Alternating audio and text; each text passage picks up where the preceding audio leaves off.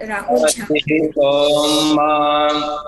नमः शम्भवाय च मयोभवाय च नमः शङ्कराय च मयस्कराय च नमः शिवाय च शिवतराय च स्वादिष्ठाया मादिष्ठाया पावसवसो मधारया इंद्राय पातवे सुतः हरिः ओम।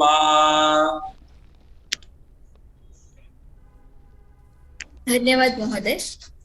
आज के व्याख्यानकर्ता कवि कुलगुरु कालिदास संस्कृत विश्वविद्यालय के वेदांग ज्योतिष विभाग के सहायक प्राध्यापक श्री रजत गौतम महोदय, उनका मैं स्वागत भी करती हूँ और उनसे मैं अनुरोध भी करती हूँ कि वे आज काल गणना पर, युगादि काल गणना पर आज हम सभी का मार्गदर्शन करें। माननीय श्री रजत गौतम महोदय। धन्यवाद मैडम, नमस्ते। ओम अचिंत्य व्यक्त रूपाय निर्गुणाय गुणात्मने समस्त जगदाधार मूर्तये ब्रह्मणे नमः। नमः शांताय तेजसे गुरुभ्यो नमः।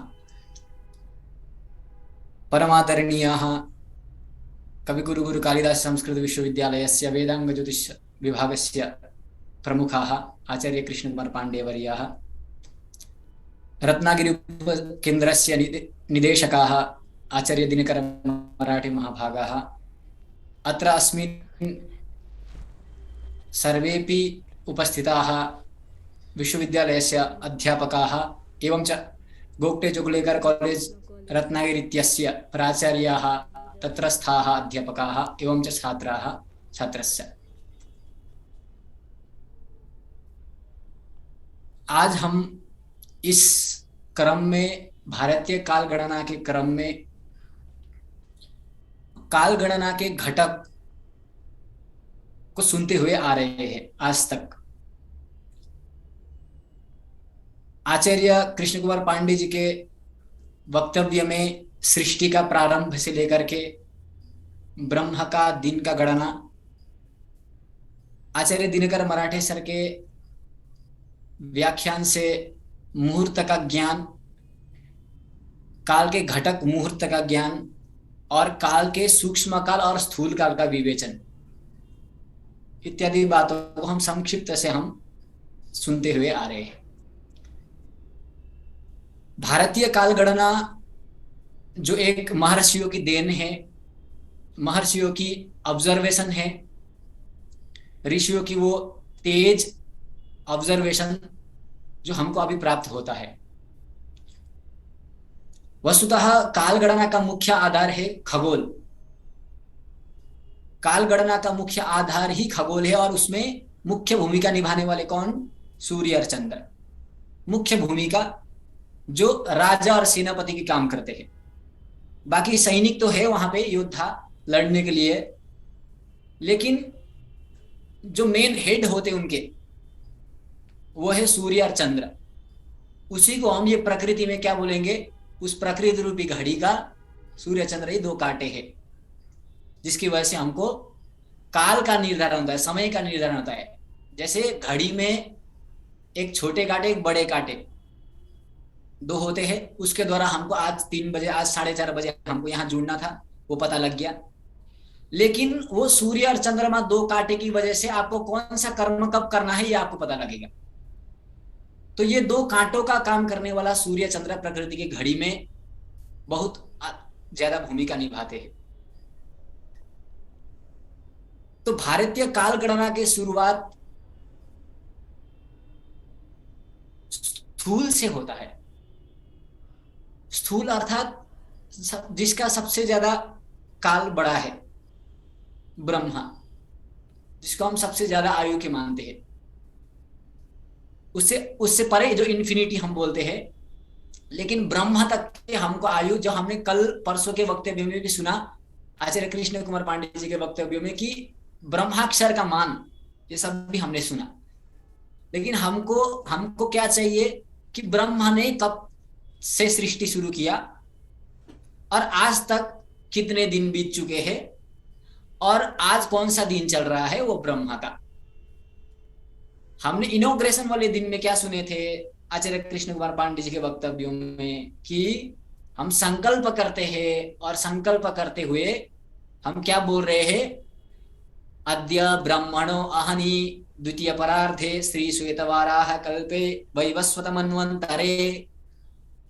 आज ब्रह्म के अहनि में, अहनि अर्थात दिन में, द्वितीय परार्ध में अर्थात ब्रह्म के दिन के दूसरे परार्ध में, अपरार्ध में, वैवस्वत मनु के प्रारंभ में, वैवस्वत मनु में हम अमुक अमुक व्यक्ति ये कर्म कर रहे हैं बोल के हम संकल्प कर रहे हैं। तो हम ये क्या कर रहे, ये हम एड्रेस भेज रहे किसको, उन देवताओं को जो हम यज्ञ में बुला रहे हैं कि देखो देवताओं, देखो ब्रह्मा जी कि ब्रह्म के द्वितीय अपराह्न में मैं इस जगह में बैठ के, इस स्थान पे बैठ के, इस पुण्य भूमि में हम उसमें फुल एड्रेस लिख रहे, पिन कोड के साथ लिख रहे। क्या लिख रहे कि ये मंदिर के समीप में और ये नगर के बीच में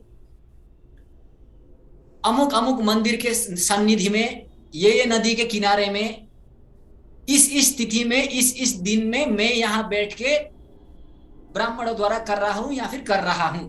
हम क्या कर रहे हैं, हम ये एड्रेस भेज रहे हैं ना उनको कि देवताओं को पता होना चाहिए मैं कहां जाना है, मुझे कहां आह्वान हुआ है। तो देवता कहां आएंगे, कैसे आएंगे, देवताओं को कोई एड्रेस चाहिए आने के लिए। तो यही एड्रेस हम इस भारत के काल गणना के आधार पर हम एड्रेस भेज रहे हैं वहां पे, उसके सम्मुख भेज रहे हैं हम कि आइए ब्रह्मा के इस दिन में आइए और मेरे घर में ये अमुक अमुक कर्म का संपादन कर दीजिए हे देवता बोल के हम प्रार्थना करते। तो यही काल गणना है, यही आपका कृत्य को ही, आपके जो भी कर्म है, कृत्य है, उसको ही संपादन करने के लिए काल विशेष भूमिका रखता है। तो आइए देखते हैं कि हम ब्रह्मा के दिन तक कैसे पहुंचे। हमको ब्रह्मा से लेकर के नीचे नीचे बुलाने वाले जो भी है उन तक हम कैसे पहुंचे, वो काल गणना हमको कैसे प्राप्त हुआ और आज कौन सा दिन है, हमको कैसे प्राप्त हुआ, इसके बारे में थोड़ा जानते हैं।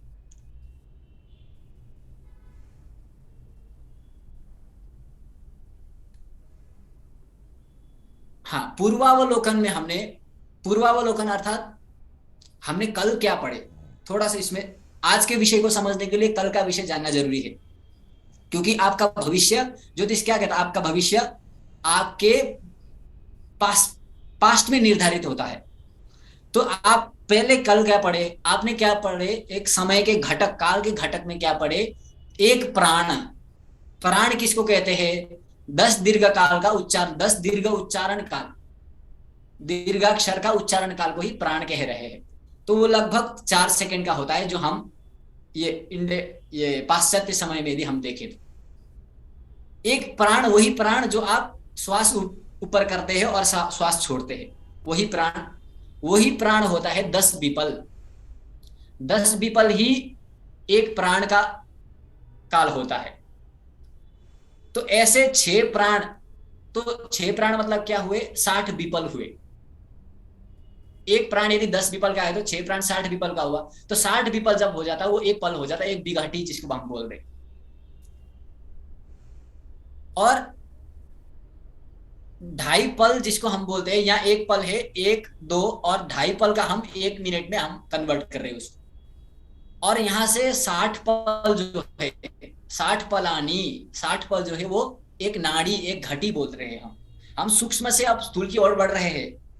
हम सूक्ष्म से अभी के थोड़े थोड़े टुकड़े, घटक जो समय के घटक है, उससे हम आगे आगे बढ़ते जा रहे हैं अब कि हाँ इतना सेकंड के बाद 1 मिनट, 1 मिनट के बाद 24 मिनट, 24 मिनट के बाद 24 घंटा, 1 महीना और 1 वर्ष, इस प्रकार से। तो प्राचीन काल में क्या था, हम पलों का निर्धारण करते, पल के द्वारा हमारा समय का मापन होता था।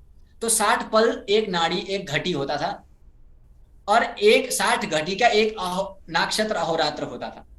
तो 2.5 घटी का 1 घंटे है ना। तो 60 नाड़ी का एक नक्षत्र अहोरात्र।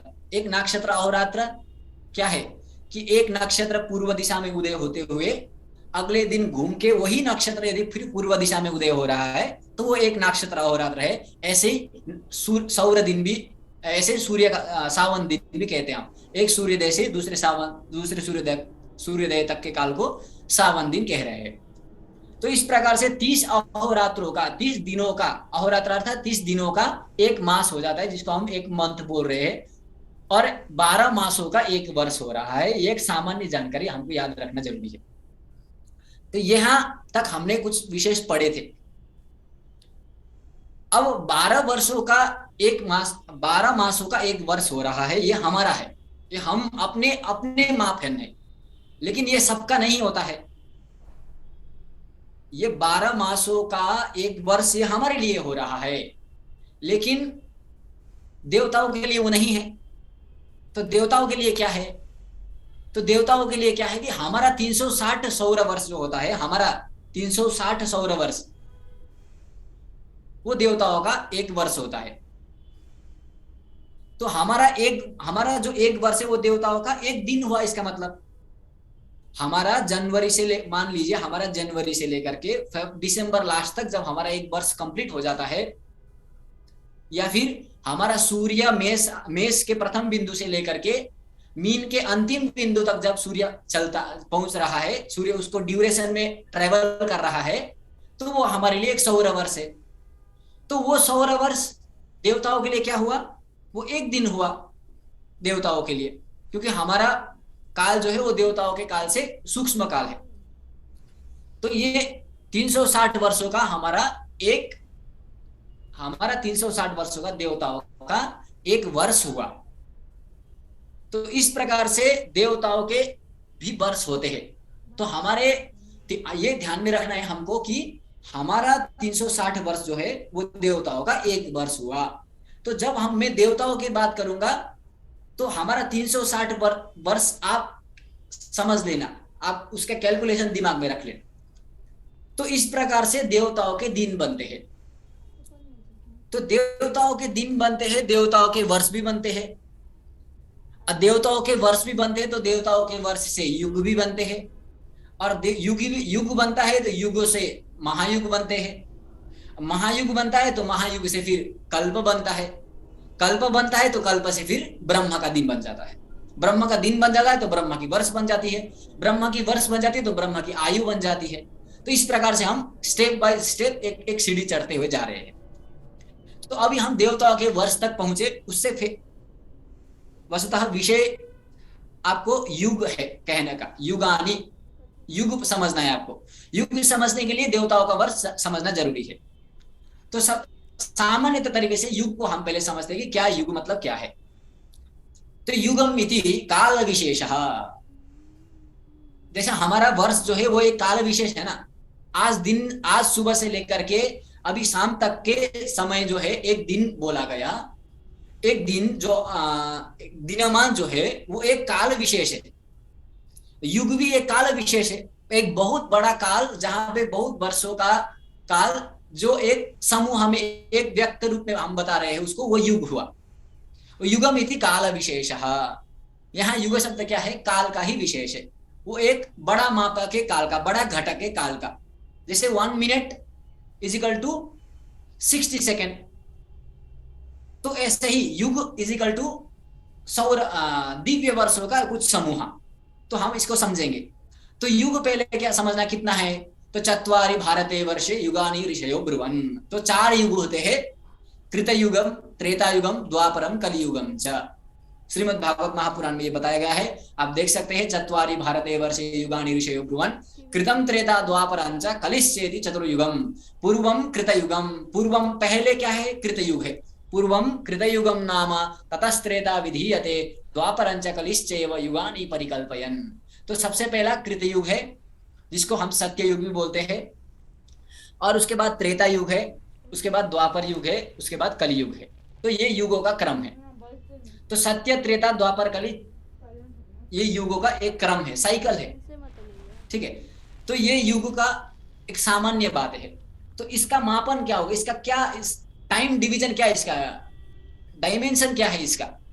तो बता रहे हैं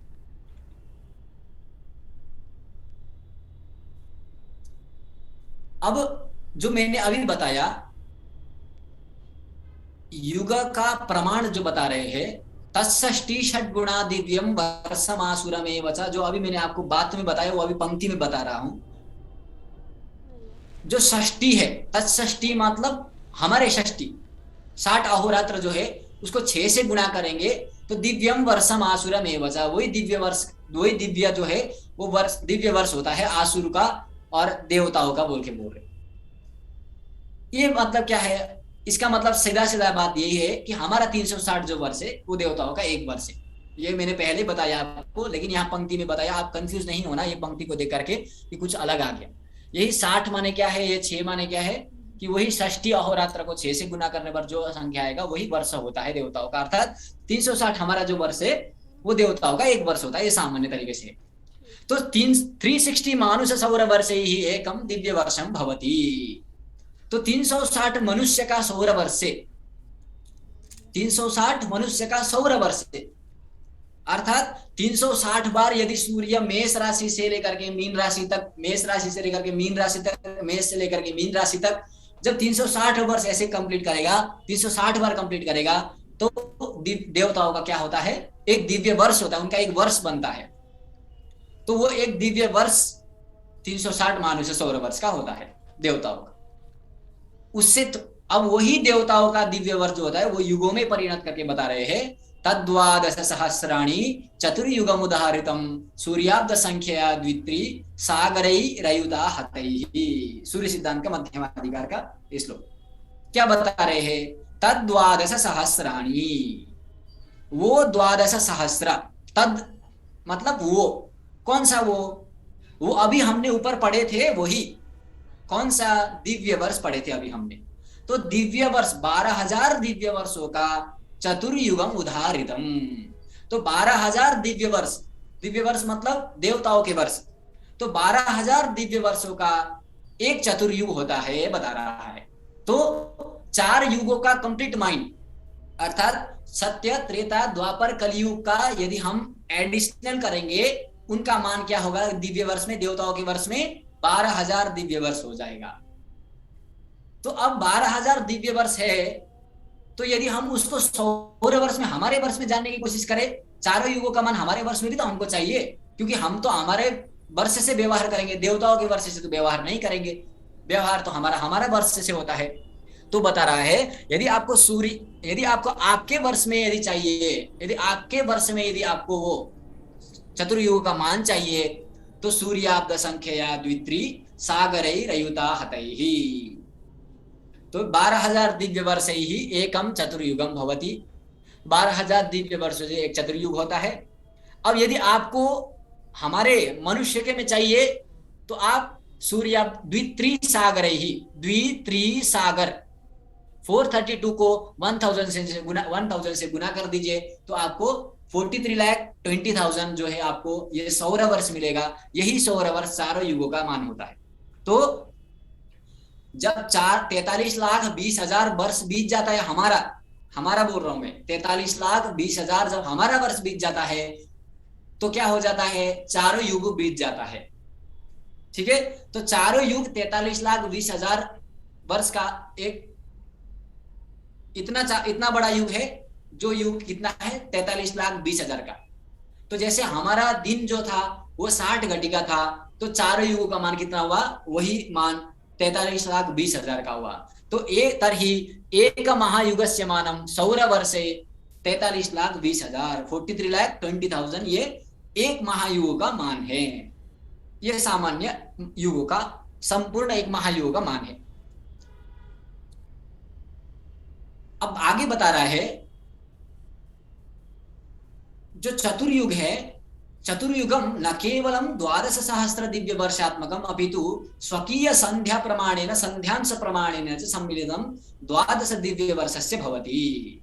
क्या मतलब है इसका, तो जो चतुर्युग का मान बता रहे हैं वो 12,000 दिव्य वर्ष ही नहीं है, वो 12,000 दिव्य वर्ष सिर्फ चारों युगों का मान नहीं है, संध्यांश के साथ वो 12,000 दिव्य वर्ष है बता रहा है। इससे पहले कुछ आक्षेप था, इसलिए उसको बात को बताने के लिए ये 12,000 दिव्य वर्ष है। संध्या, संध्या माने क्या? संध्या मतलब क्या होता है? दिन के आदि में दिन का द्वादशांश हिस्सा और दिन के अंत में दिन का द्वादशांश हिस्सा जो होता है वो संध्या, संध्यांश होता है। जैसे हम बोलते हैं ना कि सायं का संध्या करना चाहिए, अब प्रातः संध्या करना है। प्रातः संध्या माने क्या है? वो संध्या एक काल विशेष है, जो हम कल भी पढ़े थे कि लगभग सूर्योदय से 1.5 घंटे पूर्व प्रातः संध्या होता है ना। कुछ एक दिन का मापन है जो हिस्सा होता है। दिन का मापन अर्थात एक पूरे दिन के छठा हिस्सा, जो षष्ठांश दिन के शुरुआत में, दिन के अंत में षष्ठांश, पूरे दिन के मान का जो षष्ठांश और षष्ठांश होता है वही संध्या होता है। तो इसका भी ये चतुर्युग 12,000 दिव्य वर्ष का भी षष्ठांश जो होता है वो क्या होता है? वही उसका संध्या और संध्यांश भी हो जाता है। तो संध्या संध्यांश कैसे हो जाते हैं तो बताएंगे। संध्या संध्यांश सहितम विज्ञेयम तच्चतुर्युगम। तो वो चतुर्युग आपने जो अभी भी पढ़ा है वो संध्या और संध्यांश के सहित जानना चाहिए। संध्या और संध्यांश का मतलब प्रातः संध्या और अंतिम अंत संध्या जो है उसके सहित आपको वो चतुर्युग जानना चाहिए, ना कि सिर्फ युग जाने आप। तो हमारे जैसे दिन का शुरुआत होने से संध्या का प्रारंभ होता है, ऐसे ही वो युग का शुरुआत होने पर भी संध्या का प्रारंभ होता है। हमको ये समझ में आता है इस बात से। तो क्या, तो प्रश्न आ रहा है, तो किम तरहि चतुर्णाम युगानाम मानम तुल्यम उता भिन्नम। तो क्या चारों युगों का मान समान है क्या? 12,000 दिव्य वर्ष है तो 4 3 12 करके हम 4 से डिवाइड करके 3 3,000 दिव्य वर्ष कल सभी युगों को दे रहे हैं क्या? ऐसा है क्या? बोल के किसी के मन में यदि प्रश्न आया तो उसके लिए मैं जवाब दे रहा हूं, नहीं, ऐसा नहीं है। तो कैसा है? धर्मपाद व्यवस्थया, वो भी धर्मपाद व्यवस्था है। अब धर्मपाद समझ दीजिए कि धर्म के 10 पाद होते हैं, ठीक है? तो धर्म के 10 पाद होते हैं, ऐसे ही धर्म के 10 पाद की व्यवस्था से हम इस चतुर्युगों का मान बता रहे हैं, बोल के बता रहा है। तो इसको आप अच्छे से समझेंगे आगे। तो वो कृतादीनाम व्यवस्थेयम, कृतादि माने सत्ययुगों की व्यवस्था कैसी है? धर्मपाद व्यवस्थया। तो धर्म की पाद की जैसी व्यवस्था है ऐसे ही व्यवस्था है। तो धर्म की पाद की क्या व्यवस्था है? तो कृतयुग में संपूर्ण धर्म का पाद जो था वो 4 पाद था, अर्थात कृतयुग में हर जगह धर्म ही धर्म था। त्रेता में आके थोड़ा धर्म घट गया, इसलिए रावण जैसे पैदा हो गए। इसको इस तरीके से भी समझ सकते हैं हम, भले उससे रिलेटेड ना हो या फिर हो, लेकिन त्रेता युग में जब राम जी थे तो बहुत सारे दैत्य भी थे, अधर्मी लोग भी थे, लेकिन सत्ययुग में इतना अधर्मी लोग हमको नहीं दिखते हैं। तो शायद सत्ययुग में 4 धर्म के पाद थे, अर्थात सभी जगह धर्म ही धर्म था, अधर्मी कोई था ही नहीं। तो फिर जब राम जी आए तो फिर वहां पे त्रेता युग आया, तो वहां पे फिर क्या आया? धर्म की पाद एक घट गया, रावण जैसे, और रावण से भी और भी बदतर लोग जो खराब थे वो लोग त्रेता में थे, जो एक धर्म के पाद अधर्मी लोग थे। तो 3 ही पाद धर्म का रह गया त्रेता युग में। अब जब कृष्ण का समय आया तो फिर आधा धार्मिक आधा अधार्मिक हो गए, है ना। अब वहां पे तो विभाजन देख ही सकते हैं आप, 2 दल का युद्ध कितना बड़ा हुआ महाभारत का। तो इस तरीके भी समझ सकते हैं हम कि हाँ, धर्म की पाद कैसे व्यवस्था हुई है। तो आप अभी कलयुग देखेंगे तो आपको कृष्ण जी के समय का जैसा लोग अभी थोड़ी मिलेंगे आपको। आप कलयुग में आपको प्राय लोग अधर्मी ही अधर्मी मिलेंगे, अर्थात व्यवहार करने वाले ही लोग आपको प्राय मिलेंगे। तो यही धर्मपाद व्यवस्था भी समझ सकते, इस युगों का मान, इस युग ये युग बांटे गए हैं। तो आगे बता रहा है कि धर्मपाद व्यवस्था से हमारा युग कैसे बांट रहा है। तो आगे बता रहे हैं कि 12,000 दिव्य वर्ष है, वो एक महायुग का मान है। तो हमको क्या जानना है? कृत युग का मान जानना है, सत्य युग का मान जानना है दिव्य वर्ष में। हम दिव्य वर्ष में इसलिए जान रहे हैं क्योंकि जब हम सौर वर्ष में जानेंगे तो एक बहुत लंबा डिजिट हो जाएगा। तो इसलिए दिव्य वर्ष में जानने से हमको आराम से पता लग जाता है कि अच्छा, दिव्य वर्ष माने हमारा 360 वर्ष का एक दिव्य वर्ष होता है, तो उसको हम बाद में 360 से गुना कर देंगे तो सौर वर्ष में मान आ ही जाएगा। तो 12,000 दिव्य वर्ष जो होता है वो एक महायुग का मान है। तो यदि एक पूरा महायुग में धर्म की 10 पाद हुए है, एक पूरे महायुग में धर्म की 10 पाद है। तो कृतयुग के धर्म में, कृतयुग के धर्म के पाद में, कृतयुग में धर्म के पाद कितने था? 4 था। तो कृतयुग के धर्म के पाद में कितना मान आ जाएगा? तो 48,000 दिव्य वर्ष आ जाएगा।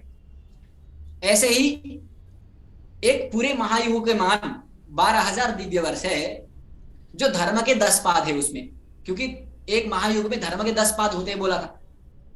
तो यदि त्रेता युग में धर्म के 3 ही पाद है तो उसमें मान क्या है बोल के जब हम रेशियो करते हैं तो 3600 दिव्य वर्ष निकलता है। तो ऐसे ही हम 12,000 को 10 से डिवाइड करके 2 से गुना करेंगे, 2 से गुना करके 10 से डिवाइड करेंगे तो 2400 दिव्य वर्ष जो द्वापर युग का मान है।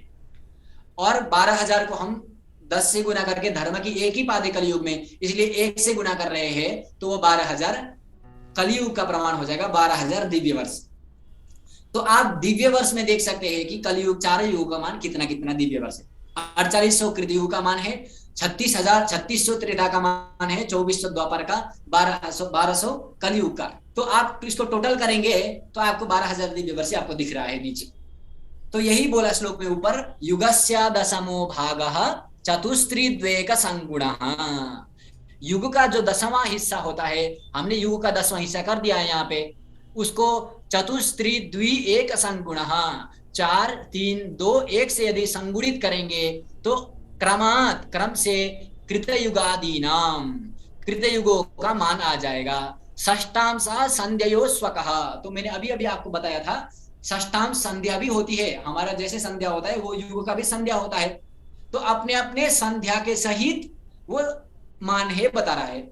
तो यहाँ पे आप देख रहे हैं जो कृतयुग का मान है वो उसके संध्या और संध्यांश के सहित उसका मान है। ये 3600 जो है दिव्य वर्ष है वो संध्या संध्यांश के सहित है, 2400 जो है संध्या संध्यांश के सहित, 1200 जो है वो संध्या संध्यांश के सहित दोनों का मान है, यहाँ पे आपको दिख रहा है। तो इस प्रकार से संध्या संध्यांश के सहित चारों युगों का मान हमने दिव्य वर्ष में देख रहे हैं। हम दिव्य वर्ष में जान गए कि अच्छा कृतयुग का मान दिव्य वर्ष में 4800 हो जाता है। तो यदि आप इसको 360 से गुना करेंगे तो आराम से आपका कृतयुग का मान आ जाएगा।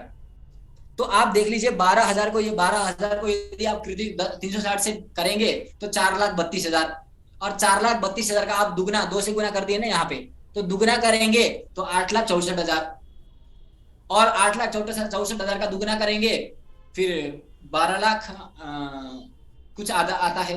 तो इस तरीके से युगों का मान आ जाता है, इस तरीके से युगों का मान आ जाता है। तो टोटल युगों का मान मैं आपको बता रहा हूं सौर वर्ष में। तो टोटल 4 युग का मान, सत्य त्रेता द्वापर कलयुग का सौर वर्ष में मान बता रहा हूं मैं आपको, पहले ही बताया मैंने 43,20,000।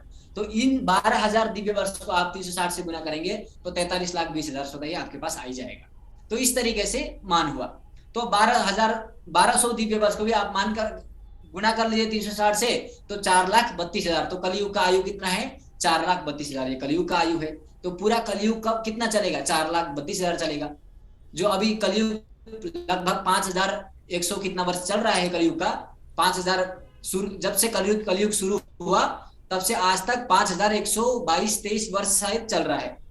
तो इस तरीके से कलयुग का वर्ष हुआ दिव्य वर्ष में। तो 4,32,000 बीतना, अर्थात 4,27,000 वर्ष कुछ बीतना अभी बाकी है कलयुग का। तो आप इस तरीके से आप समझ सकते हैं। हाँ, अब संध्या संध्यांश को कैसे जाने हैं? अब आपने बताया 12,000 दिव्य वर्ष एक महायुग का मान है, उसमें आपने 4 3 2 1 से गुना करके 10 से भाग दिया तो अपना अपना युग का मान दिव्य वर्ष में आया। तो हम कैसे जाने संध्या संध्यांश कैसे होता है, उसका कृतयुग का संध्या क्या है? तो मैंने पहले बताया आपको, दिन का छठा हिस्सा जो होता है, पूरे दिन का मान का जो छठा हिस्सा होता है, षष्ठांश जो होता है वही संध्या होता है, संध्यांश होता है। तो वही आप लोग वही एप्लीकेशन आपको यहाँ पे भी करना है। तो पूरे कृतयुग का मान कितना है? 4800 दिव्य वर्ष है। तो 4800 दिव्य वर्ष को आप यदि 6 से डिवाइडेड करेंगे तो 800 जो है वो आपका कृतयुग का संध्योर मानम, कृतयुगस्य संध्योर मानम, कृतयुग का संध्या का मान आ जाएगा। संध्या संध्या दोनों का मान आ जाएगा, क्योंकि आपने पूरे दिन का छठा हिस्सा किया है। अब दिन के कृति युग के आदि में और कृति युग के अंत में जब आप दोनों का संध्या का मान निकाल रहे हैं तो 800 दिव्य वर्ष आ रहा है। तो आप यदि आप पहला संध्या जानना चाहते हैं, अंतिम संध्या जानना चाहते हैं, तो उसको आप 800 को 2 से भाग कर दीजिए, तो 400 जो है वो कृतादो माने कृत के सत्ययुग के आदि में 400 दिव्य वर्ष संध्या था और 400 दिव्य वर्ष कृतयुग के अंतिम में संध्यांशमान हुआ। तो इस प्रकार से 4800 जो है 4800 दिव्य वर्ष 48,000 जो 4800 दिव्य वर्ष जो है वो क्या है, कलयुग का मान है संध्या संध्यांश के सहित। उसी तरह 3600 को आप 6 से भाग कर दीजिए और 6 से भाग कर दीजिए तो 600 आ जाएगा। तो त्रेता युग का ये संध्या संध्यांश मान है। त्रेता युग के आदि में, त्रेता युग के अंतिम में यदि आप दोनों का यदि निकालना चाहते हैं तो 300 त्रेता युग के आदि में और 300 त्रेता युग के अंतिम में दिव्य वर्ष जो है वो संध्या का मान हो जाता है। इसी तरीके से 2400 को भी 600 से भाग देंगे पर 400 जो है 400 दिव्य वर्ष जो है वो द्वापर युग का संधि मान है। तो उसको यदि दोनों तरफ यदि उसको दोनों संधि को यदि लेंगे तो 200 दिव्य वर्ष जो है वो द्वापर युग का संधि मान है। और इसी तरह कलयुग का संधिमान भी, और कलयुग का संधिमान यदि आपने 2 से भाग दिया कलयुग के संधिमान को तो वो भी 100 दिव्य वर्ष जो है वो कलयुग के आदि में और 100 दिव्य वर्ष जो है वो कलयुग के अंतिम में उसका संध्यांश समान हो जाता है। इस तरीके से यहाँ श्लोक में यही बोला क्रमात् कृतयुगादि नाम षष्ठांश संदेहो स्वकः। तो इनको आप यदि टोटल कर देंगे इन संध्यांश मान को 800, 600, 400, 200 को यदि आप टोटल करेंगे तो 2000 महायुग का आ जाएगा।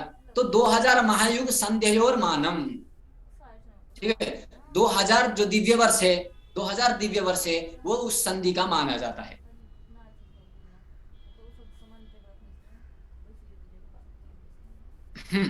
तो अभी तक हमने क्या बताया, क्या पढ़ा हमने कि इस तरीके से संध्या संध्यांश के सहित कलयुग द्वापर त्रेता और सत्ययुग का हमने मान जान रहे हैं। तो अब इन कलयुग इन महायुगों को भी मिला के भी कुछ एक और समय का घटक बन रहा है।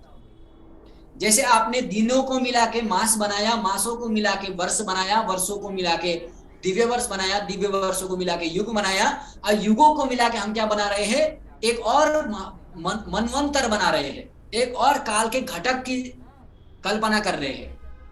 तो वही काल के घटक को क्या बोल रहे हैं हम, मनु प्रमाणम तत्संधि प्रमाणम च, मनु का प्रमाण मनवंतर जो हम बोलते हैं। इसीलिए मैंने पहले बोला, उस दिन भी आचार्य कृष्ण कुमार पांडे सर बोले कि वैवस्वत मनवंतरे अष्टाविंशतितमे युगे।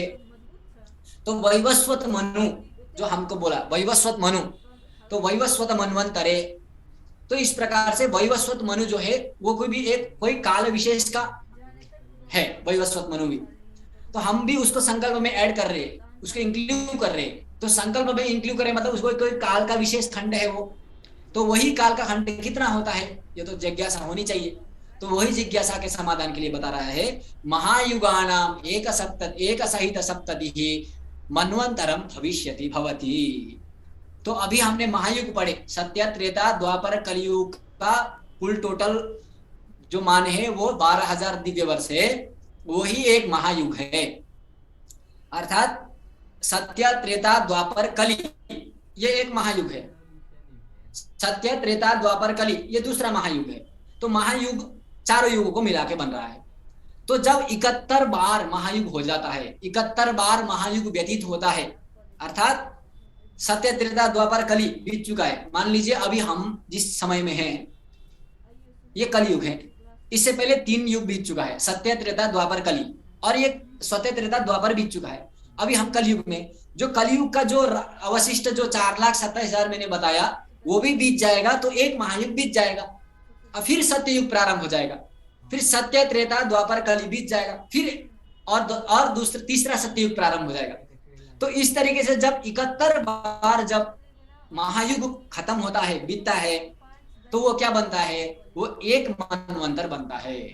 तो 71 बार जब महायुग खत्म होता है तो एक मनवंतर होता है। तो क्या बता रहा है, एकस्य मनोः आविर्भाव कालात् अन्य मनोः आविर्भाव कालम मानम उच्यते कालज्ञः। तो काल के विशेषज्ञ क्या बोलते हैं कि एक मनु का शुरुआत से लेकर के दूसरे मनु के आरंभ काल तक को क्या बोलते हैं हम, मनु का मान मनवंतर बोल के बोलते हैं। तो एक मनु का शुरुआत, जैसे अभी वैवस्वत मनु है, तो वैवस्वत मनु का शुरुआत से लेकर के वैवस्वत मनु के खत्म होने के बाद जो दूसरा मनु शुरू हो जाएगा, तो वो मनु का मान, वो मनु शुरुआत जब होगा तब उस प्रमाण को क्या बोलेंगे हम, मनवंतर बोल के बोलेंगे। इसीलिए हम बोल रहे वैवस्वत मनवंतरे। तो ये वैवस्वत मनवंतर में आप आ जाइए, ये वैवस्वत मनवंतर चल रहा है देवता, इसलिए आप आ जाइए बोल के हम संकल्प करके बता रहे हैं देवताओं, है ना।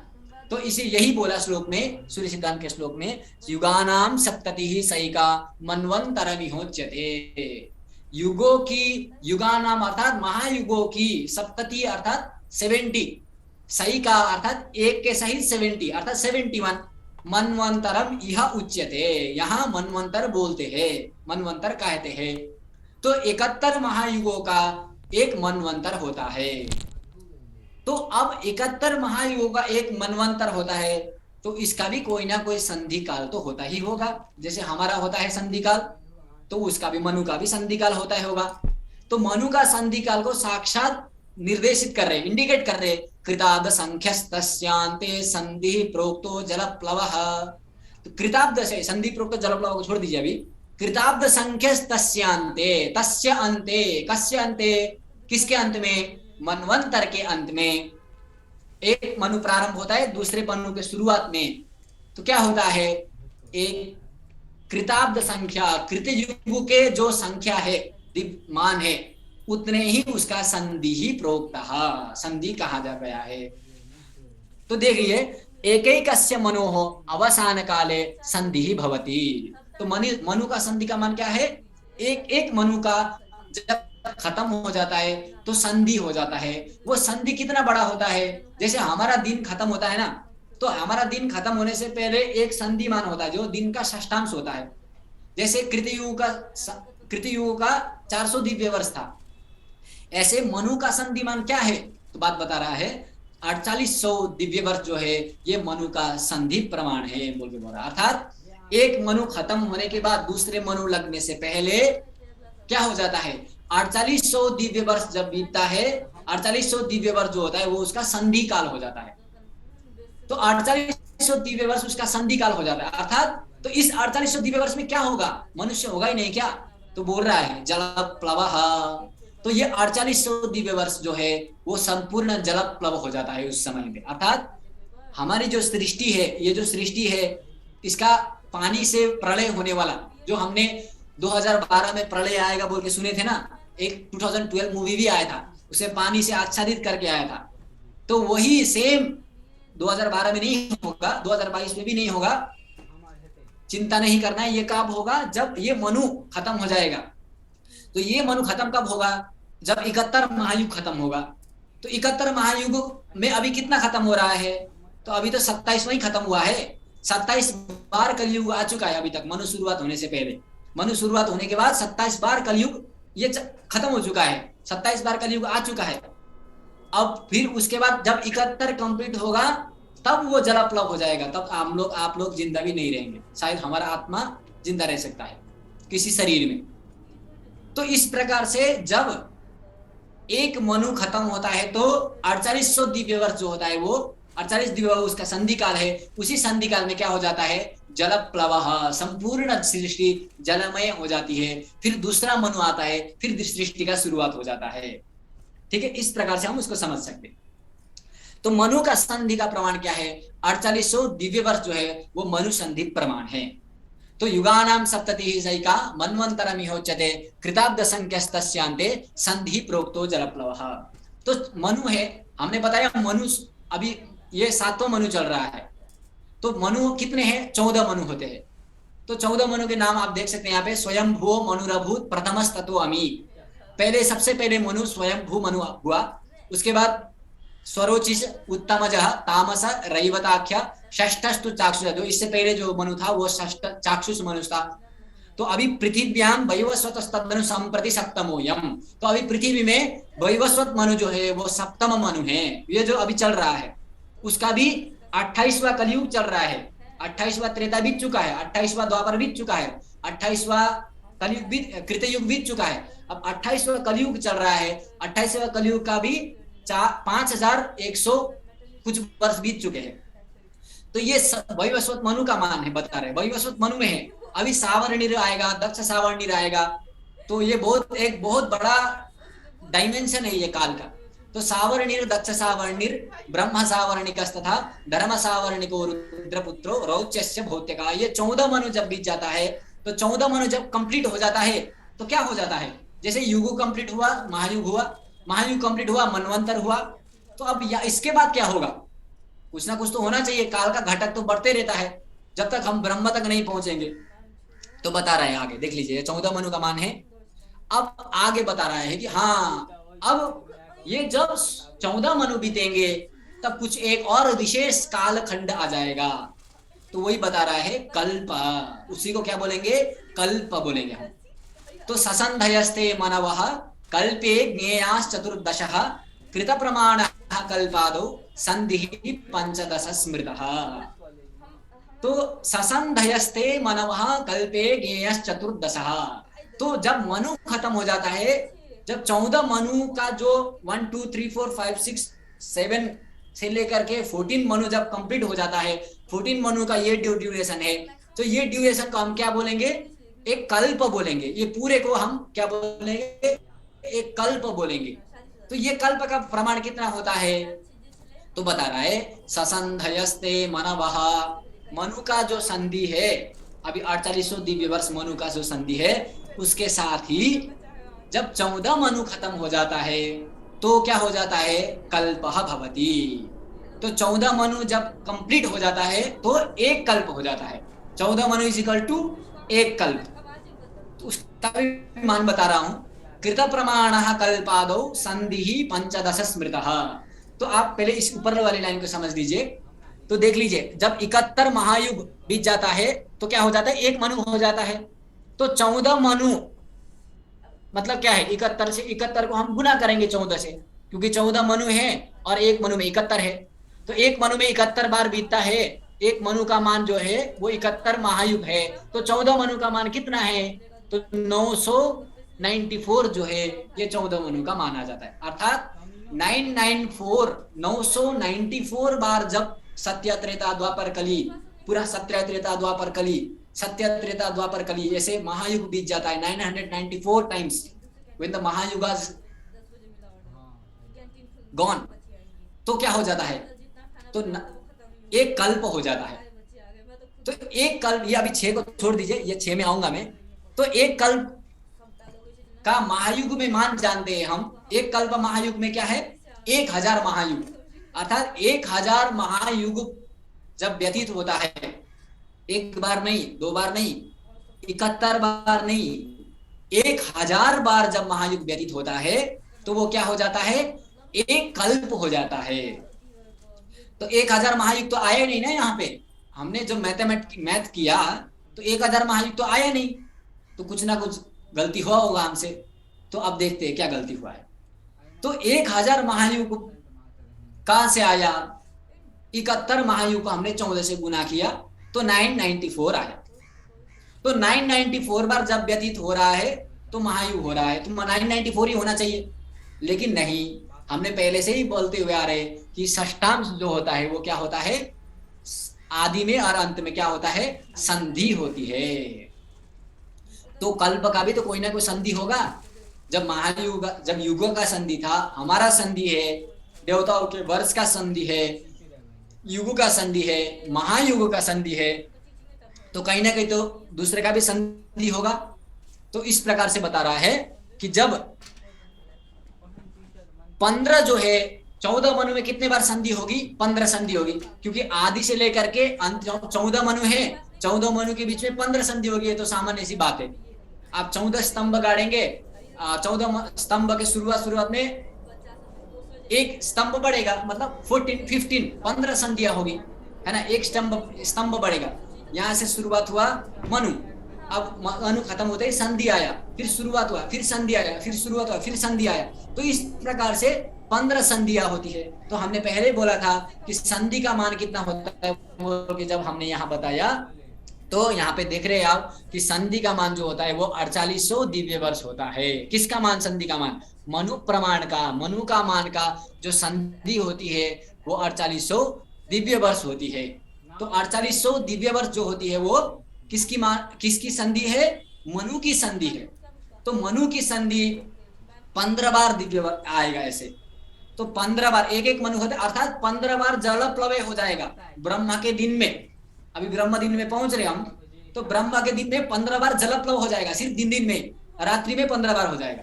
तो देख लीजिए आप कितना बड़ा घटक है समय का। तो 15 बार जो है वो संधि आएगा, वो 4800 दिव्य वर्ष का संधि है। तो उसको आप गुना करेंगे तो 72,000 आएगा।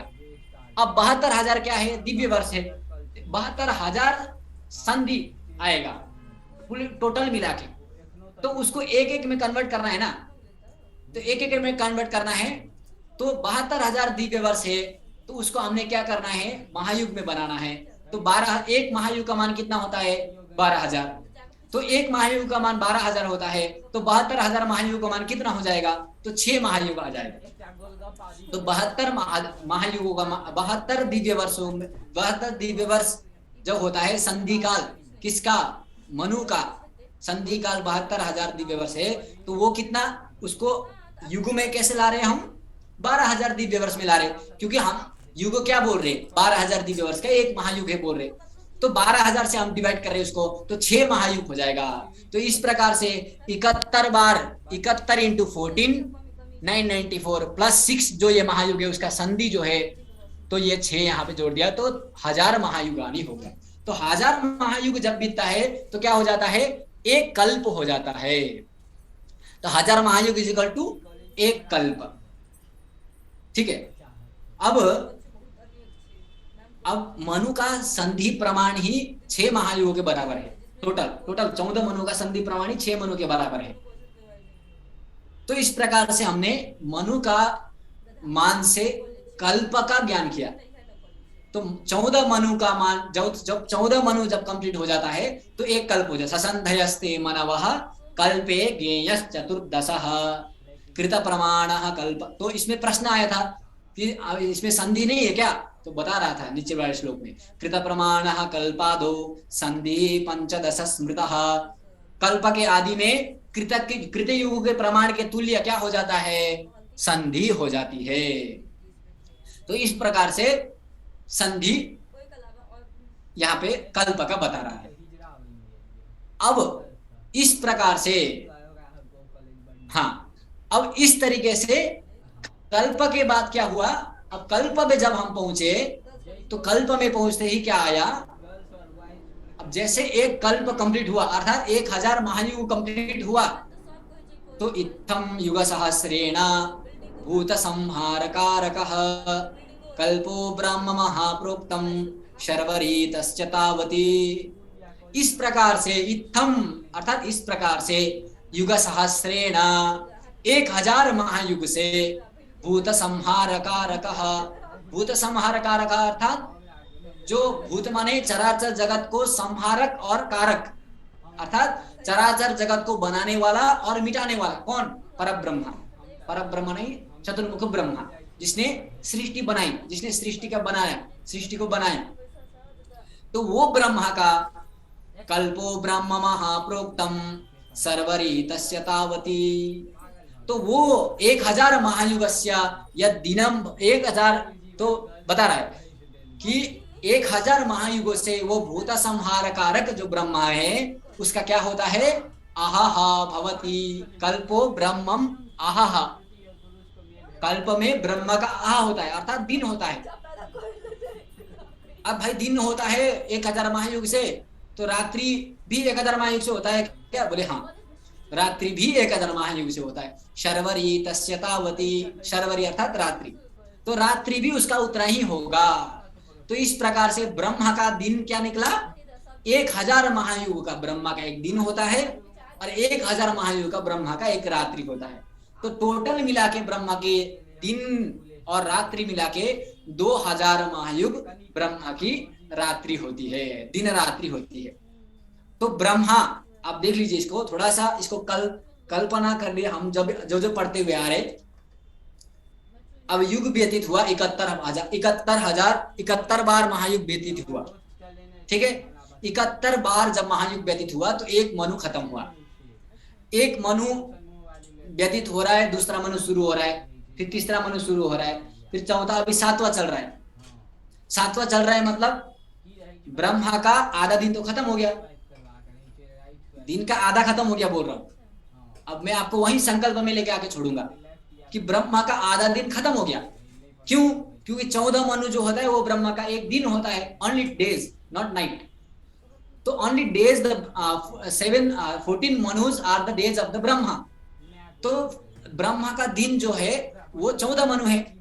तो अभी छठा खत्म होके 7वां चल रहा है, अर्थात 7 दिन का जो मध्याह्न दिन है उससे ब्रह्मा का, अब मान लीजिए ब्रह्मा का अभी कितना बज रहा है, हमारे घड़ी में यदि हम देखेंगे ब्रह्मा का 1 बज रहा है अभी, मान लीजिए एक दिन का। अब जब से ब्रह्मा जन्म लिया है, ब्रह्मा ने कब जन्म लिया था?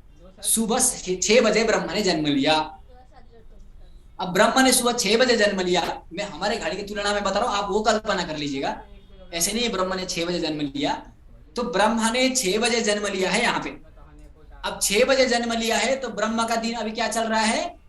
1 बज रहा है ब्रह्मा के दिन में, अर्थात वो 6 बजे से शुरुआत होके स्वयं मनु शुरुआत हुआ 6 से 8 बजे तक, फिर 8 से दूसरा, 9, 10, 11, 12, 1, अभी 7वां मनु चल रहा है।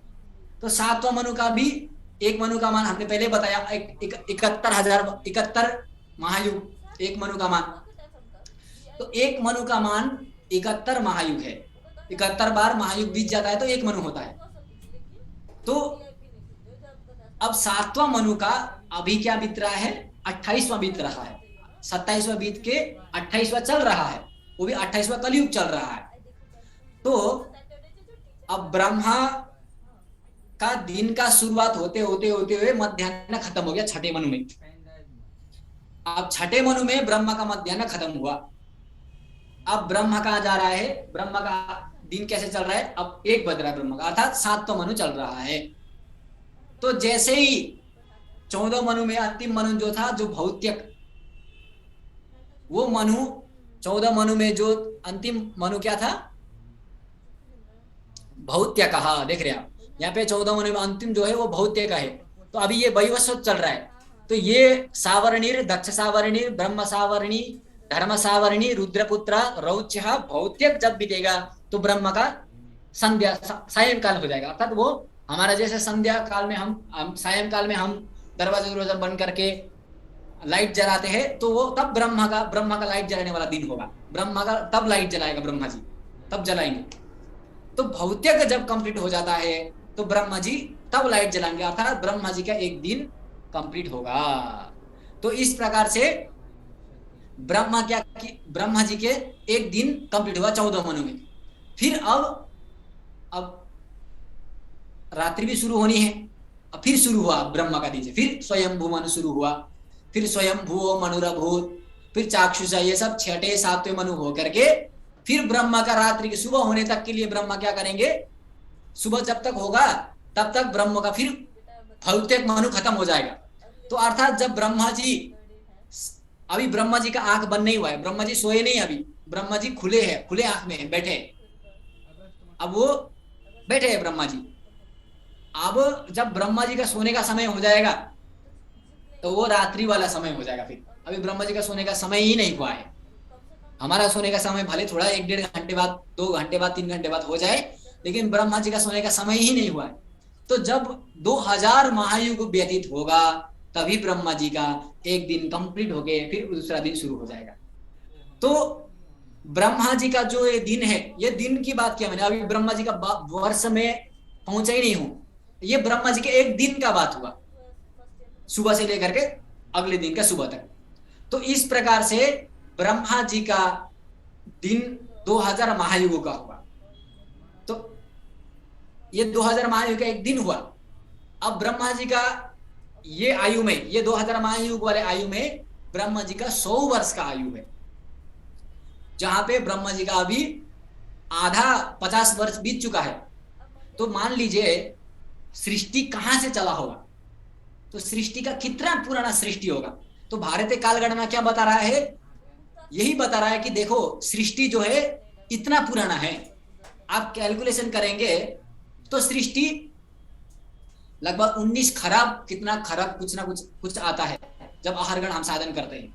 वो भी कुछ मनु को आहरगण साधन तो 19 खरब बहुत लंबा डिजिट आ जाता है। तो ये सृष्टि का प्रारंभ है। तो जब ब्रह्मा जी ने सृष्टि किया तब से लेकर के आज तक के दिन यदि हम निकालने के लिए कोशिश करते हैं तो यही मैथ के प्रोसेस से हम कोशिश करेंगे। जो 6 मनु को 71 से गुना करना, षण मनु नाम टू संपीड्य कालम तत्संदिवि सका स्वकहा बोल के जब सूर्य सिद्धांत में आगे श्लोक बता रहा है कि आप उस सृष्टि से लेकर के आज तक के दिन भी निकाल सकते हैं। तो आज तक कितना बीता है ये भी आप देख सकते हैं। तो आप यहाँ सामान्य तरीके से समझ सकते हैं कि अर्थात ब्रह्मा जी का 50 वर्ष बीत चुका है।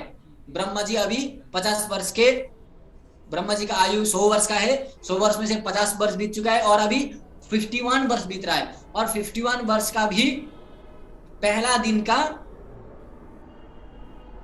अपरार्ध चल रहा है। इसलिए हम संकल्प में बोलते हैं ब्रह्मणो आहनि द्वितीय अपरार्धे श्री श्वेतवाराह कल्पे वैवस्वतमन्वंतरे। इस तरीके से हम उसको ब्रह्मा जी को दिन का गणना करके संकल्प में व्यवहार के लिए लाते हैं। तो ये सब काल क्यों, ये सब काल कल ही आचार्य ने बताया हमको कि ये सब काल जो है वो आपके व्यवहार के लिए है, आपके कृत्य के लिए है, आपके कृत्य को जानने के लिए ही, आपके कृत्य कब करे कब नहीं करे, किस समय में करे कब करे, और वो एड्रेस भेजने के लिए भी है। ये मैं पहले बोला ना आपको, एड्रेस भेजने के लिए आपका कि आप इस समय में बैठ के यज्ञ अनुष्ठान कर रहे हैं। तो इस तरीके से एड्रेस वगैरह भेजने के लिए और आपके कर्म को, आपके कृत्य कर्म को आपको जानने के लिए ही ये काल जो है ये प्रारंभिक से लेकर के अभी तक हम काल की गणना करते हैं। तो इस प्रकार से दिन से लेकर के, हमारे दिन से लेकर के हमारे वर्ष से महायुग, युगों से महायुग, महायुग से कल्प, महायुग से मनु, मनु से कल्प और कल्प से ब्रह्मा। तो ब्रह्मा के ऊपर भी है। उस दिन आचार्य जी ने सबसे पहले दिन, सॉरी दूसरे दिन पे ब्रह्माक्षर का कुछ काल बताया। तो वहां हम नहीं जाएंगे, हमको क्या चाहिए, हमको ब्रह्म तक ही चाहिए, क्योंकि ब्रह्म तक हमारे लिए काफी है। तो वहां तक के काल को हम वो गणना कर करके उस व्यवस्था में हम लाते हैं और उसी के आधार पर वही काल को हम क्या करते हैं, एक टेबल के रूप में स्थापित करते हैं, जिसको हम क्या बोलते हैं, पंचांग। तो वही पंचांग है और इस पंचांग के बारे में भी हम आगे बताएंगे, कोर्स होगा, क्लास होगा। तो वही पंचांग में हम उस काल को निर्धारण करते हैं, हमको उसको कैसे अप्लीफाई करना है, हम कैसे उसको अप्लाई करें, कब कौन सा कार्य करें कब नहीं करें, इसको जानने के लिए ही ये काल का संदर्भ हमने, हमारे ऋषियों ने हमको प्रदान किया है। तो इस तरीके से ब्रह्मा जी का जो दिन है यहाँ पे खत्म नहीं होता है, समझ लीजिएगा। ब्रह्मा जी का दिन खत्म नहीं हुआ है, ब्रह्मा जी का एक ही तो हमारा 5:30 तो हो गया। तो हम इससे आगे जो भी कुछ प्रश्न होता है वो लेने का प्रयास करेंगे, यदि हुआ इसके संदर्भ में, नहीं है तो फिर इस क्लास को यहीं समाप्त करते हैं। सभी को धन्यवाद।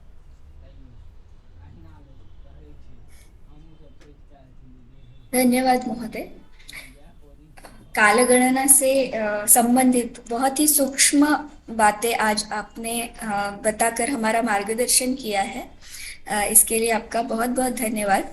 अब मैं आभार प्रदर्शन के लिए सौ कल्याणी डहाळे महोदया, इनसे अनुरोध करती हूँ कि वे आभार प्रदर्शन करें। सौ कल्याणी डहाळे महोदया। अवश्य। नमो नमः। शास्त्रमाद्यं तदेव देवं यत्पूर्वं प्राह भास्करं युगानां परिवर्तेन कालभेदोक्त केवलः। स्वयं श्री सूर्य से प्रवाहित ये जो काल भेद शास्त्र है, इसको सुनने